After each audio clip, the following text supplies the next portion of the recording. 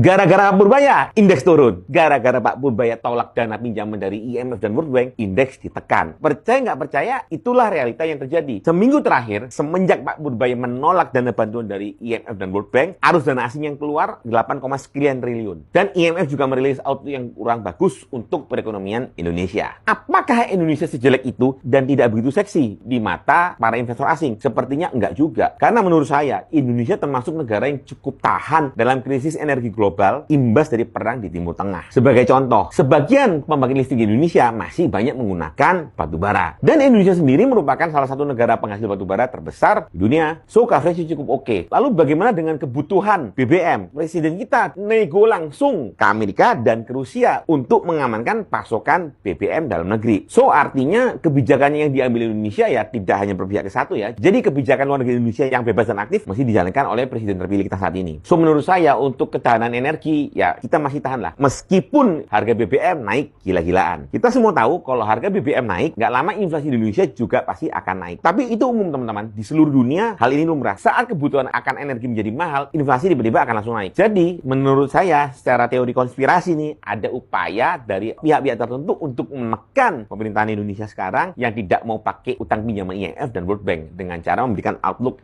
yang negatif terus-terusan ke pemerintahan kita. Tapi again, sekali lagi, korban paling besar di tengah ekonomi yang nggak pasti ini adalah kelas menengah. Coba teman-teman cek, jumlah kelas menengah di Indonesia dalam 5 tahun terakhir penurunannya lumayan besar. Dan ini kurang bagus untuk sebuah negara yang mau lepas dari middle class income masuk ke negara berkembang. Saya cukup percaya teori konspirasi ini bahwa ada pihak-pihak tertentu yang ingin menekan Indonesia biar tidak jadi negara berkembang. Biar lu di sini aja jadi negara konsumen. Toh penduduk lu 280 juta, lebih baik lu jadi negara konsumen kita aja daripada lu jadi negara berkembang. So, ini yang harus diantisipasi oleh pemerintahan kita. Jadi teman-teman harus bersabar karena perang di Timur Tengah dan Rusia masih panjang dan ada pihak-pihak tertentu yang diuntungkan dengan perang ini. Iran diuntungkan, Amerika diuntungkan, Cina juga diuntungkan, Rusia juga diuntungkan. Yang dirugikan ya negara-negara yang nggak kipatan apa-apa dari perang ini. So, what do you think? Invest atau bertahan dulu di kondisi kayak gini? Sama-sama bahas di kolom komentar. Bye-bye.